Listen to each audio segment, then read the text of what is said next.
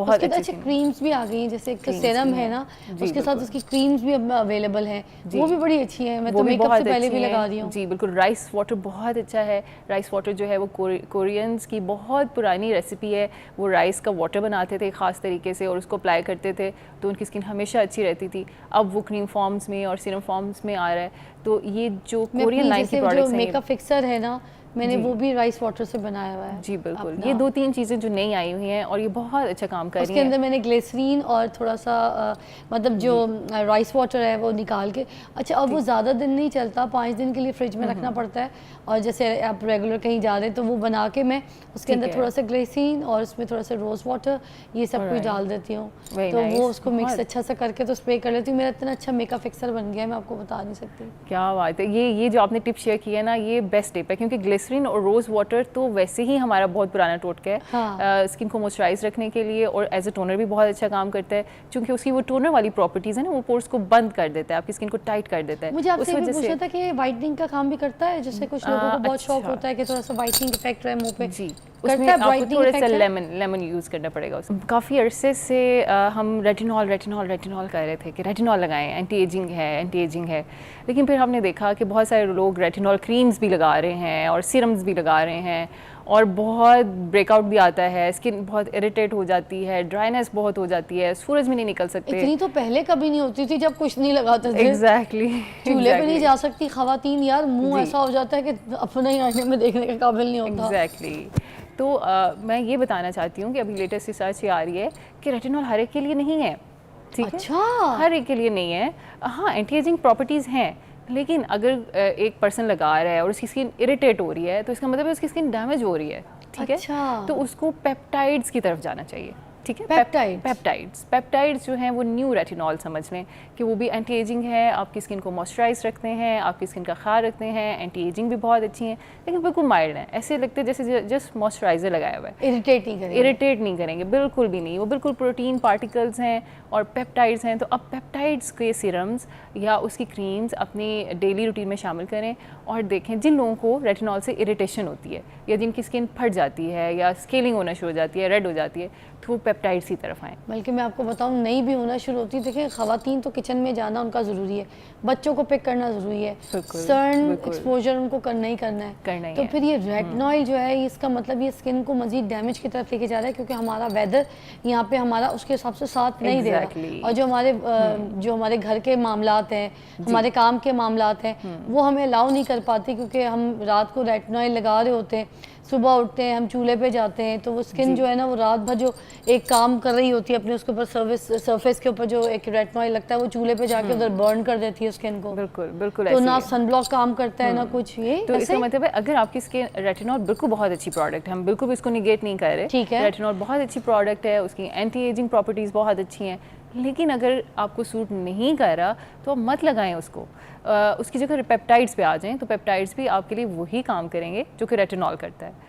तो ये एक नई चीज़ आ रही थी, तो मैंने सोचा कि ये ज़रूर शेयर करनी चाहिए, क्योंकि बहुत सारे लोग, बहुत सारे पेशेंट्स मेरे बहुत इरिटेट हुए होते हैं कि क्या रेटिनॉल के अलावा कोई चीज़ नहीं है एंटी एजिंग जो हम लगा सकें, क्योंकि प्रोसीजर्स काफ़ी महंगे पड़ते हैं। तो कुछ एक लगाने वाली चीज़ बताएं जो कि एंटी एजिंग हो, जिसको हम रोज़ाना लगाएं और हमें इफ़ेक्ट्स भी बहुत अच्छे आएँ। तो peptides is the thing, peptides लोग लगा रहे हैं। अभी हम स्नेल म्यूसिन की बात कर रहे थे, snail mucin is really good. Snail mucin अगर आपको एक्ने ब्रेकआउट नहीं दे रहा तो बहुत अच्छा आपकी स्किन को स्मूथ करता जाता है। ख़ास तौर पे पीआरपी माइक्रोनेडलिंग के बाद मैं ज़रूर कहती हूँ कि स्नेल म्यूसिन का इस्तेमाल करें। तो बहुत अच्छी क्रीम्स भी आ गई हैं, जैसे एक सेरम है ना, उसके साथ उसकी क्रीम्स भी अब अवेलेबल हैं, वो भी बड़ी अच्छी है। मैं तो मेकअप से पहले भी लगा रही हूँ। जी बिल्कुल। राइस वाटर बहुत अच्छा है। राइस वाटर जो है वो कोरियंस की बहुत पुरानी रेसिपी है। वो राइस का वाटर बनाते थे ख़ास तरीके से और उसको अप्लाई करते थे तो उनकी स्किन हमेशा अच्छी रहती थी। अब वो क्रीम फॉर्म्स में और सीरम फॉर्म्स में आ रहा है। तो ये जो कोरियन लाइन की प्रोडक्ट्स हैं, मेकअप फिक्सर है ना, मैंने वो भी राइस वाटर से बनाया हुआ है। जी बिल्कुल। ये 2-3 चीज़ें जो नई आई हुई हैं और ये बहुत अच्छा काम कर रही हैं। उसके अंदर मैंने ग्लिसरीन और थोड़ा सा मतलब जो राइस वाटर है वो निकाल के, अच्छा अब वो ज़्यादा दिन नहीं चलता, 5 दिन के लिए फ्रिज में रखना पड़ता है।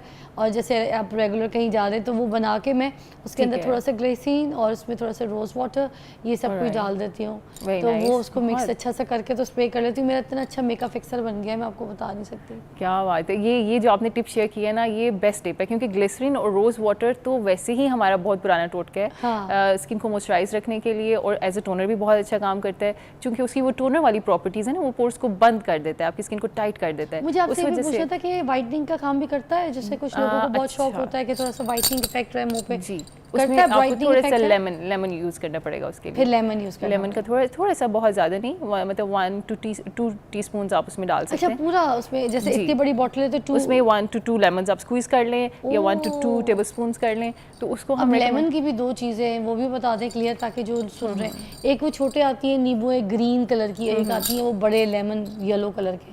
Which one is अच्छा, दोनों ही लेमन है। जो हमारा ग्रीन कलर का है वो देसी लेमन है, और जो हमारा वो आ रहा है वो उसे हम कहेंगे कि हाइब्रिड है या फार्मिंग से आया है, न्यू हाइब्रिड टेक्नोलॉजी से आया है। तो दोनों ही लेमन है, कोई फ़र्क नहीं है। अच्छा। बस वो खट्टी का इस्तेमाल नहीं करना है। एक छोटी छोटी खट्टियाँ भी आती हैं ऑरेंज से कलर की, वो इस्तेमाल नहीं करनी। लेमन ही होना चाहिए, चाहे छोटे साइज़ का हो चाहे बड़े साइज़ का, उससे कोई फ़र्क नहीं पड़ता। बहुत से लोग इस्तेमाल करते हैं वो जो सूडो क्रीम होती है ना, तो मैं भी बच्ची की नैपी वाले टाइम पे इस्तेमाल कर लिया करती थी अपने गालों पे ना, तो बड़े गाल मेरे पिंक पिंक साफ वाइट जैसे बिल्कुल ही सॉफ्ट नरम मुलायम पे हो जाते थे।